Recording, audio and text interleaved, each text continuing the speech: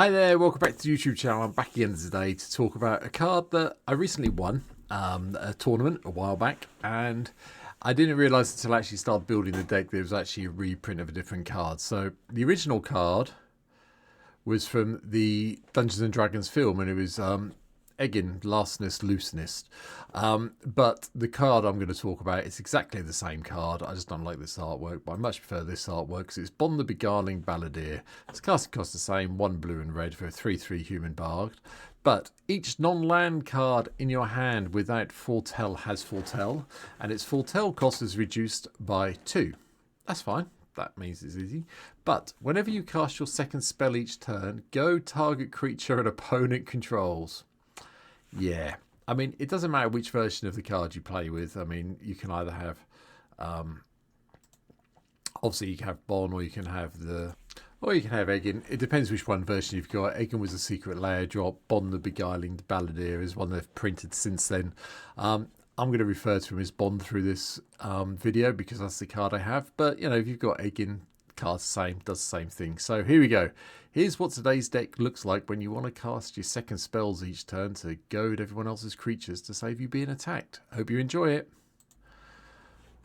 One thing I will say as we're going through this video today, this is a bit of a practice run. So obviously, as you know, we've got Spider-Man on the horizon.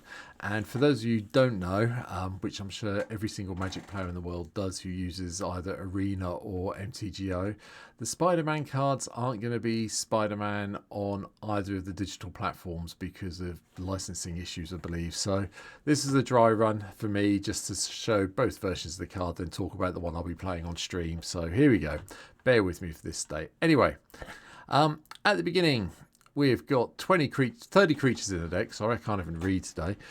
Starting with Krenzo Havoc Razor, because, you know, we'll deal combat damage and start goading people's creatures that way. Because we like having the second spell ability, Ledger Shredder is also around to help us do the whole conniving and make this even bigger. Then Malcolm the Eyes comes in as well. We cast our second spell, we get to investigate.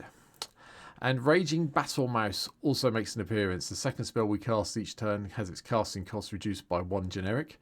And at the beginning of combat on your turn, if 2 or more non-land permanents enter your battlefield and you control this turn, you give one of your creatures +1/+1 until the end of turn. Razzle Dazzle lets you have the second spell and make this bigger with the +1/+1 counter, and it can't be blocked this turn. And then from Fallout, we've got the Red Death Shipwrecker. Tap it to go to target creature and opponent controls. They draw a card, but you do get a red mana. You get a little bit of ramp with this, with a slight downside. From there, Tagerman, the Master Opportunist. We might as well have this here, because if we're going to flurry things out and do our second spell each turn, we might as well do a copy of it and then put the other one in suspend to help us get on with having 2 spells a turn, carrying on later on.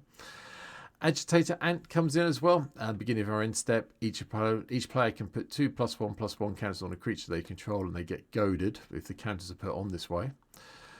Bothersome Quesit also makes an appearance. Golded creatures your opponents control can't block, which is nice. And whenever you cast a non-creature spell, you get to goad a creature. So, you know, we've got a lot of non-creature spells coming up, so we'll be able to goad quite a few things with this in play.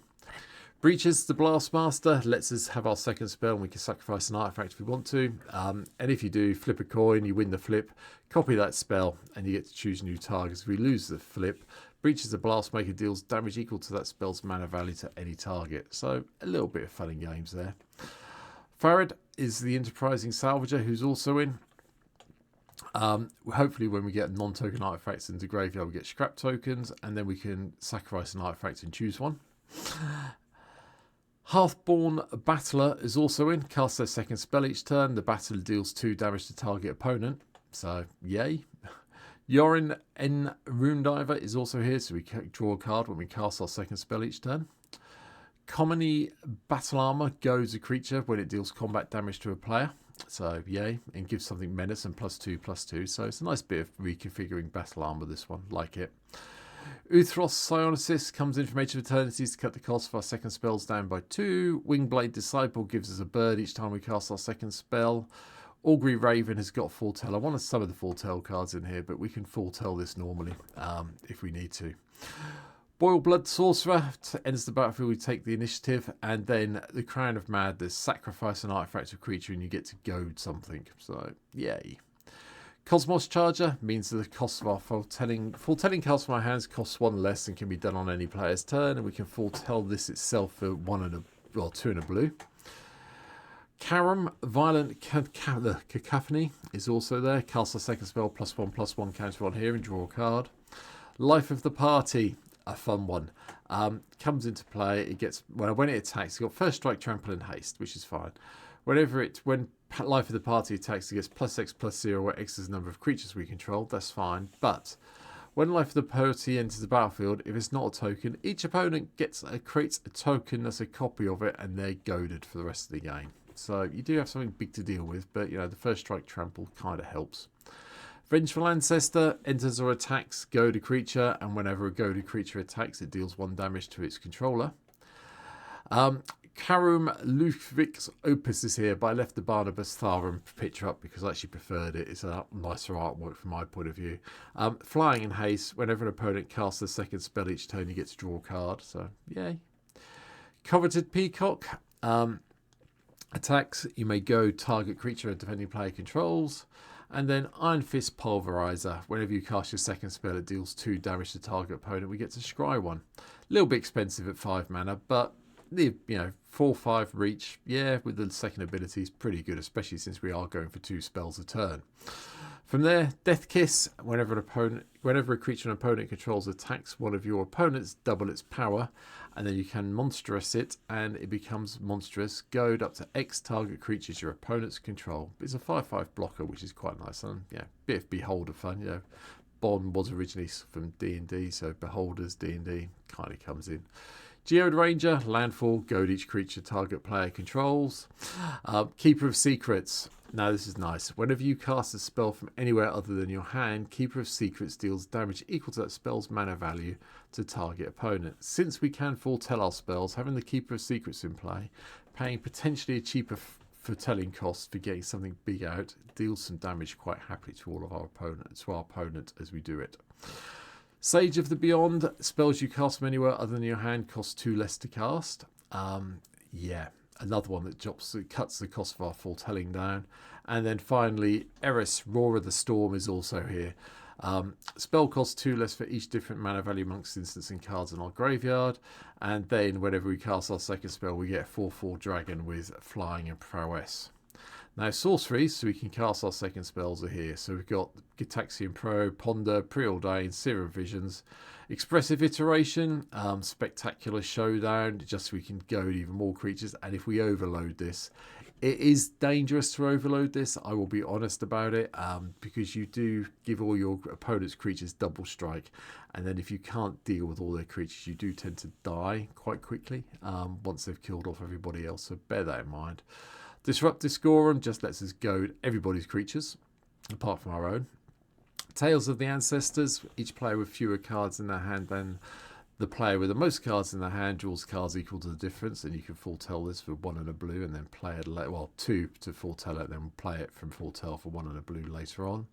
And because I want to just have a deck where I at least have 1 extra turn spell, Oren's Epiphany is also in the deck for today. From the instance land, Brainstorm, Lightning Bolt, Opt, Pongify and Rapidization to deal with creatures. Counterspell, Cyclonic Rift is a game changer, hence why this deck is listed at bracket 3. Depart the Realm is also in. Impulse, Lightning Strike, Mana Drain, Behold the Multiverse for a little bit more card draw, and Commit to Memory. So we've got another way of shuffling everything into our hand if we need to, and from our hand and our graveyard back into our library and go that way.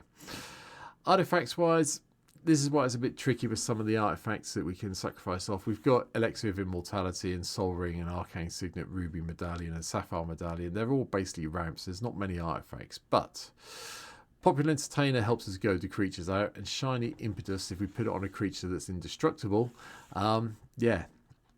we get some treasure tokens. We do get the ability to sacrifice some artifacts off occasionally. The Lost and the Damned from 40k comes in as well. Whenever a land enters the battlefield under your control from anywhere other than your hand, or you cast a spell from anywhere other than your hand, create a 3/3 red spawn creature token. Notice if it lands not from our hand, so it does work with the search lands. So there's a lot of search lands in the deck. Pyromancer's Assault, just cast our second spell, deal 2 damage to a player or creature, and then Storm of Saruman made a lot more sense in this deck than anything else, because when we cast our second spell we get to copy it and it isn't legendary, so it does kind of help a bit. Lands, well, as I said, a lot of the search lands are in here. Arid Mesa, Bloodstained Mar, you know all the ones. Pay 1, well, tap, pay a life, go and find a Mountain Orbs island, depending what it is. 10 islands, 10 mountains, Molten Tributary, Reliquary Tower, Temple of the False God, they're all in, and the Ford at the end here to give us a little bit of snowland, and that's it. This is the version of Bohn or Edgin, depending how you want to say it, or whichever one card you've got in your collection that I'm going to be building. I was really happy to pick this card up the other week at my friendly local gaming store. So yeah, this will be one of my next paper builds that I get built. So I hope you've enjoyed this one. A little bit indulgent for me today. Let me know in the comments down below if there's anything that you think I've missed out that should be in the deck. Please hit the like button, hit the subscribe button if you're not already subscribed here, and please hit the share button. I would like to thank all the people who have joined over the last few weeks. We've shot up to 736 subscribers as I record this one, so getting even closer. We're not that far, well, we're 200 and something off hitting the 1,000, but hey, we're getting closer, and I appreciate every single one of you who's subscribed recently, so thank you very much. That's it for this week. I'll be back next week. If there's any decks you want to see, as I've been saying all week, please let me know down in the comments. I have got some plans for next week, but if there's anything that comes up during this week where you've been watching these videos, I will try and include that for next week. But for now, take care, thanks for watching, and I'll be back next week with some more. Have a good one. Bye bye.